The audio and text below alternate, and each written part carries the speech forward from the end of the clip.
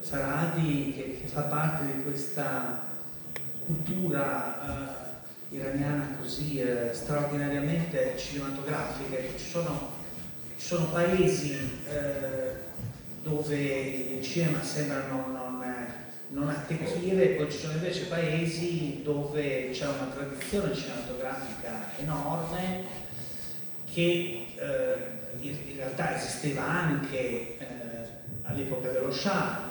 Al cinema ritrovato abbiamo fatto riemergere, restaurato il cinema di Golestan, che era uno straordinario autore che appartiene alla Nouvelle Vague iraniana, quindi attivo negli anni 60, negli anni 70, con film meravigliosi che qui in Occidente erano stati visti solo nei festival, e che abbiamo restaurato. E poi dopo l'arrivo di Kiarostami ha consentito anche a un pubblico non solo dei festival di godere di questa lingua, di questa cultura che nel cinema trova una dimensione anche internazionale. E dopo Kiarostami c'è stato Farhadi, recentemente all'ultimo festival di Cannes ha vinto il film di Jafar Panahi, altro autore di straordinario talento, e profondamente iraniani, quindi non ci sono dubbi, è il loro paese, come si muovono, il velo, la loro problematica, però nello stesso tempo sono film universali, sono film che toccano tutte, che capiamo perfettamente, anche se, e in particolare il tema della vendetta e il tema del perdono sono dei temi universali. Panahi, Asghar Farhadi ha alle sue spalle, questo è ha realizzato 9 film, questo è il suo penultimo, e quindi ha una carriera relativamente breve, in particolare gli ultimi 6 hanno avuto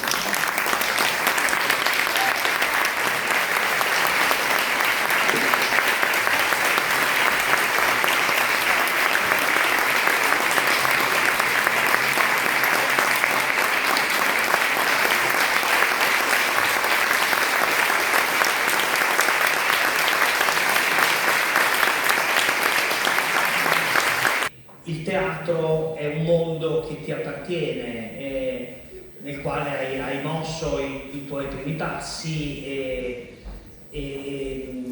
quindi è un mondo anche che conosci molto bene. Uno degli aspetti straordinari di tutti i tuoi film è la precisione della scrittura, che è veramente chirurgica. E mi chiedo se la tua esperienza nel teatro ti ha aiutato a scrivere delle sceneggiature così perfette, così in cui il ritmo, in cui gli attori sono anche così a loro agio, ma soprattutto la precisione della scrittura. So, hello everyone, and sorry I was a little bit late. And yeah, as you said, my background is theater. I was in university for 7 years studying theater. And before going to university, I thought I should go to university for studying cinema. But the crew, the committee that selects students for cinema and theater, they decided I go to theater, and I was so upset about this, because at that time I love to go to cinema, learning cinema, and before that I made some short films. My goal was going and learning cinema, but they decided for theater, and I was upset for a few months. Even I thought I should change the direction and I go back to cinema again in other university. But fortunately I stayed in theater more, and then I discovered this rich world, theater world, which is a very important part of my life. And as you mentioned, I learned a lot of things from theater. The most important thing is is drama. The drama came to my work after knowing theater's work and reading plays, classic plays, Iranian plays. And the other thing that was important, and I learned a lot from theater, was how I work with actors, the process of rehearsals, because the thing is in cinema always actors, they come to set 1 day, 2 days before shooting and they don't have enough time to do rehearsals. But in all my films, I try to do like a rehearsals for a play. So we have, for some films, 3 months rehearsals like a play, 4 months, even my last one was 1 year rehearsals with actors in a hero. And so drama and story comes from theater with me. And when I say drama means a situation, a crisis, that you stay on this crisis and you as a writer, you try to open this crisis layer by layer, and you have a central crisis and you walk around this crisis to find the core of this crisis. Yeah, and as I said the other day in my master class, all this crisis gives me this opportunity to discover characters. When characters are in this condition, this drama or crisis, you can discover them more easily, and you can discover their real personality. In a normal situation, always we are same as each other. Our feedbacks, our act, our behaviors is same as others. All of us here, we are same behavior now. We don't know what's the difference between that audience and that audience. But if someone says something is happening now here, everyone reacts differently. This is kind of drama that I learned from theater. And a lot of things. And even reading the classic plays, some author like Ibsen, when I discovered Ibsen, it was like a new world for me. Now I say to young students that if you want to make a drama in cinema, you should go back and you should read Ibsen, Strindberg, Chekhov's, Arthur Miller. They did a lot of good jobs on that periods. And my favorite one is Ibsen, that I learned a lot from him. E siccome so del tuo amore per il cinema italiano, e vedendo anche questo film, si vede un lavoro anche sui personaggi secondari che mi ha fatto molto pensare al cinema italiano. Per esempio, nell'ultima scena, nella penultima scena, l'arrivo della moglie, dell'anziana moglie, che diventa quasi protagonista, mi ha fatto molto pensare al cinema italiano classico. Yeah, this is something that I believe is always, not all the time, always being local and being universal is not opposite of each other, is not in front of each other. Sometimes more local is more universal. Like the Seekers film. It's very local. When you watch the Seekers film, you can see the atmosphere of the society in Italy on that period. But at the same time, you can feel this is something very humanistic, and everyone all around the world that can understand it. So I believe more local always is more universal. Because one of my friends who is the director, good Iranian director, said, cinema is based on 2 very strong emotions, love and hate. And the taste of love and hate everywhere for all humans is same. The way that they express in different cultures, in different countries is different. but the core, hate and love, is different. The taste of love between a mother and son everywhere is same, but in Japan they don't hug kids, but in my country they hug a lot. The way that experience is different, but hate and love is same. And cinema is, I believe, it is based on these two strong emotions. And because this everywhere, when you see a film that is based on these two and is humanistic, everybody understands it. And yeah, and the other thing that you mentioned about secondary characters, when I'm writing always, I don't think which one is main character and which one is secondary character. Sometimes the secondary character make a decision that change the direction of the story. And I say, so she or he is the main one. Even if they have small part, when they do something that the direction of the story change to other way, and there is a twist, I say they are main character. And all these characters that they are in the same situation, same crisis, they have challenge with each other, and they have fight with each other. Always, I give enough space to them, emotionally and mentally, that we understand their reasons and we understand their emotion. And I try as a writer and director to have same and fair distance with all characters. Doesn't matter main or secondary characters. Because in all my films, all characters looks, they have right. It doesn't mean I'm with all of them. No, but when we focus on each of them, we can understand why she's doing this. Why he did that wrong things. And it's, always I say this, it's in all my interviews, it's very important, I repeat it. In classic tragedy, the fight was between bad and good.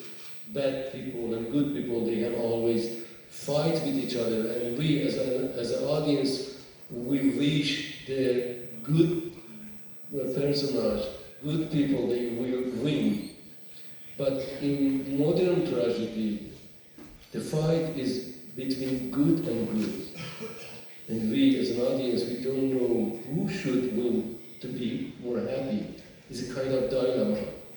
We don't know who has more right. You know, this is something that I try for all characters, main character and secondary character.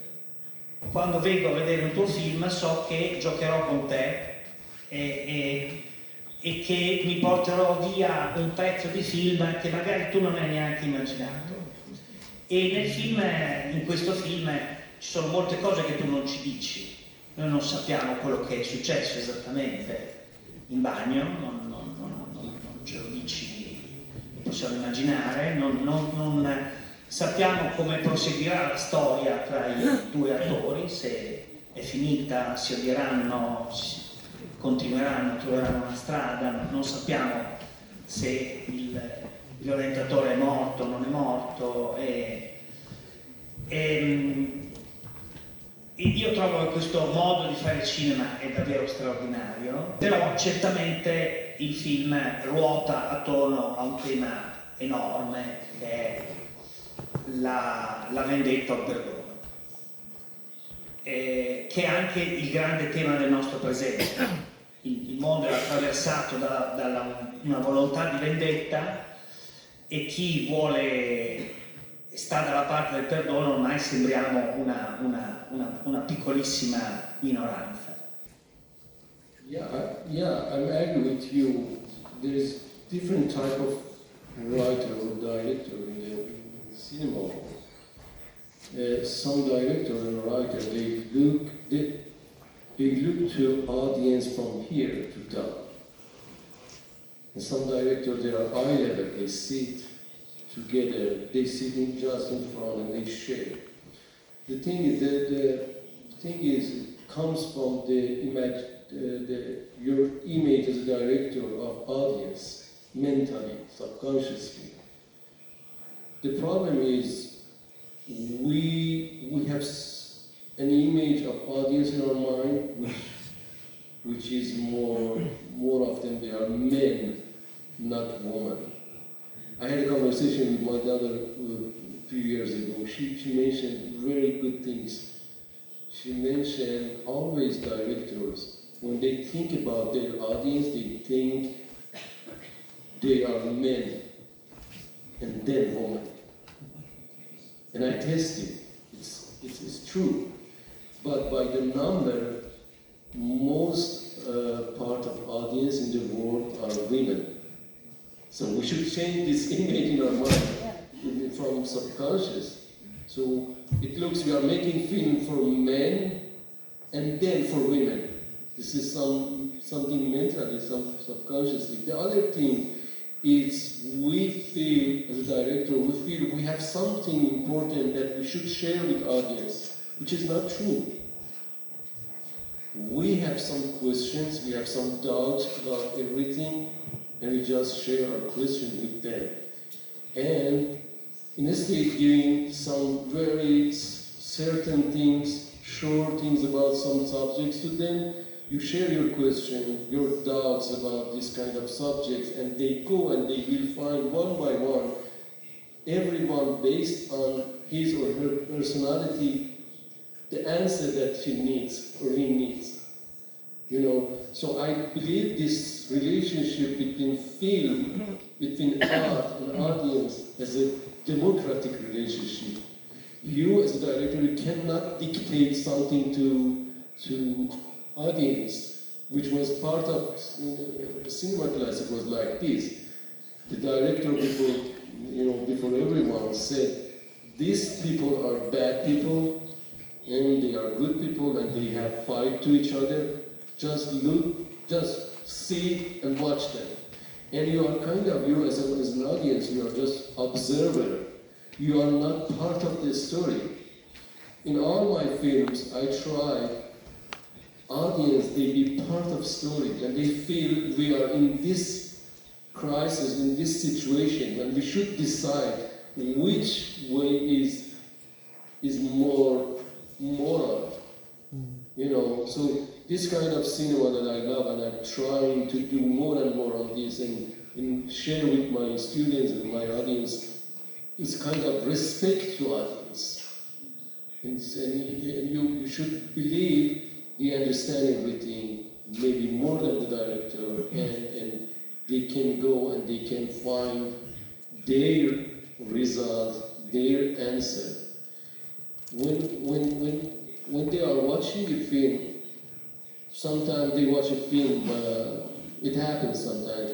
I have a film and they go and they watch it and then they think about something that even I didn't think about that.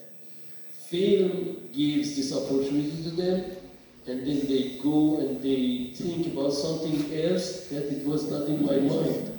And I'm happy. The thing is, when they are thinking, just the process of thinking is gold. What they think about, it doesn't matter. Just thinking, it's gold. So we make, as I mentioned in other masterclass that I had, we prepare them emotionally and we share with them some questions, some doubts about life, about everything. And then they go to their home, they sit and they think and they find something, each one different than another one, and even all of them different than the director, which is good, and I'm fine with this. For example, I made about the film about Eddie, my fourth film, and when I finished the script, I thought the concept is judgment. But this is not the first concept. The other concept was kind of how a group that most of group on that film, they vote for something which is wrong. Voting majority, it doesn't mean it's true always. Sometimes it's not true. Even these days we see this. This was the first concept. But when the film finished and audience, they watched it, they didn't get this concept. They found another concept there, like judgment or other things. And I'm happy with this. It's a kind of democratic relationship with audience. Tu ci lasci liberi di capire, ma mi sembra che il tuo cinema sia un cinema che vuol far crescere la società, che ambisce a far sì che la società non abbia più dei concetti arcaici. Yeah, that's correct. So when I'm writing, I'm the first audience of that film. I have some feeling. So, and I prefer forgiving than revenge. But I don't want to try to make it like a capsule and giving to audience and say this message that so all the time revenge is, you know, between revenge and forgiving. Of course, forgiving is better. I try to describe very realistic this situation that goes to revenge. And then I say, so look at this situation. If you be part of that, what is your reaction to this situation? If you be, let's say, that guy, the man, what do you do? And in different society, their answer is different. In some theaters, when this guy slaps on the face of the old guy, some audience, they claps. And I was surprised. And some audience, they were, oh, you shouldn't do this. So it's different. So even with this, is some freedom for them to decide. If some audience, they do this, it means they should go and they should think why I am with the revenger. You know, so, yeah. E la cosa molto interessante è che in fondo ci aspetteremo da parte del marito, che è un attore, che è un uomo colto, che appartiene alla borghesia, che non abbia questo atteggiamento arcaico da ignorante in fondo. We see the character in the beginning, he's a very nice person, he's helping to others. The first scene, he's the only character that goes to helps that old lady and her son. And he is very nice with his students.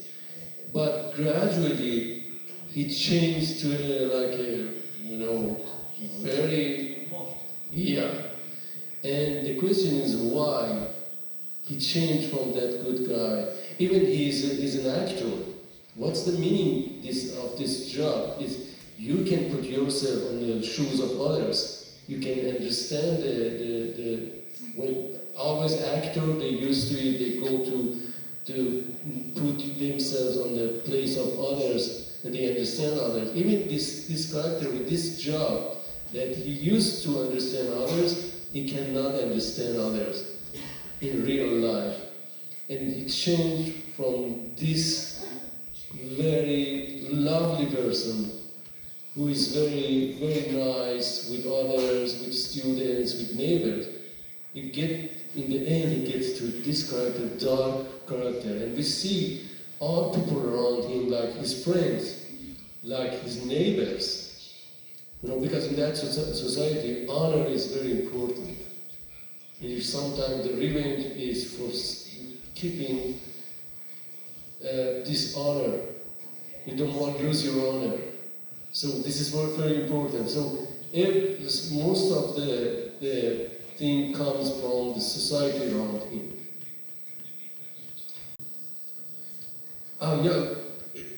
Cinema is difficult everywhere, and in some countries it's more difficult because there's a lot of, you know, this kind of things that you mentioned. But even with all difficulties, when you do something in that situation, you feel you did something more important. So based on this, always my preference was working on that society, because I know that culture, I know the paradox on that, I grew up there. But sometimes the limitations, you cannot do anything. And I go outside, I make a film outside. So it's a paradoxical situation. You love to work there because you know there is a lot of things untold the story there. But the other side, it's very difficult working there. It's a paradoxical. But with all this, always I said I prefer working there. But now I decided not to do this because I don't want women to have a scarf. Quindi forse ti vedremo lavorare in Italia.